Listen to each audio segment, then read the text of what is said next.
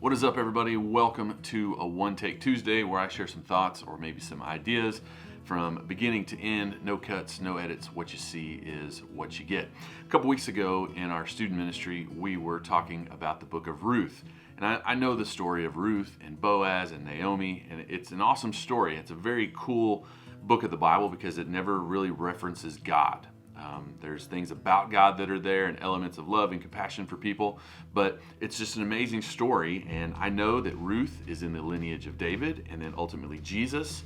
And I knew some of these things, but we were talking about it, and Chase was teaching, and he was talking about the compassion that Boaz had for Ruth and then for Naomi. And in chapter 2, it says that he was a standing man or an upright man or a good man. And he had compassion on them when they were in need, and he helped them. And then towards the end of the lesson, we were talking about that, and it talks about him being the great-great-grandfather of King David. And I knew that because Ruth is in the lineage, but I guess I just never really thought about it in that capacity before.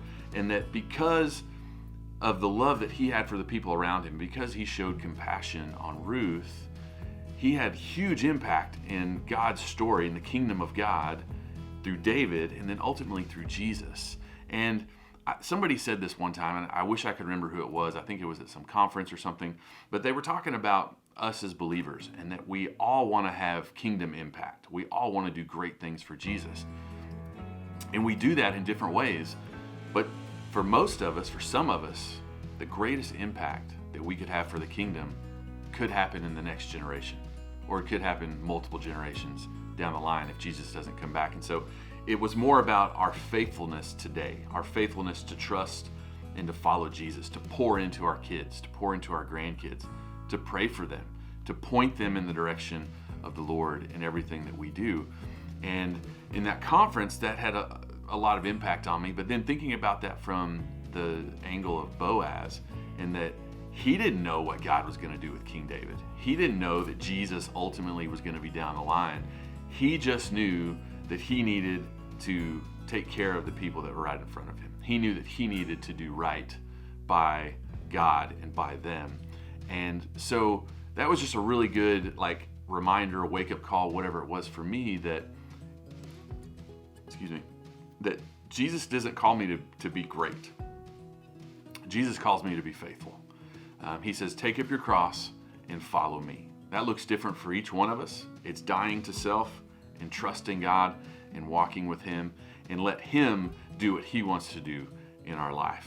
Not us trying to be great or striving for greatness for his glory. We need to do everything for his glory, but he can do what he wants to do in my life. He can do what he wants to do in your life. He doesn't say I have to be the best. He doesn't say I have to have this many followers on social media or this many subscribers on my YouTube channel.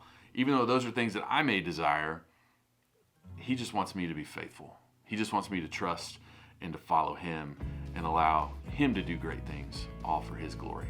So I just wanted to share that with you today. That's something that God's been kind of showing me over the last few weeks, had a big impact on me. What is it that maybe God told you out of that story? I'd encourage you to go take a look at the book of Ruth. It's only 4 chapters, but lots of good things in there from the Lord for each and every one of us. Hope you have a great rest of your week. We'll see you later.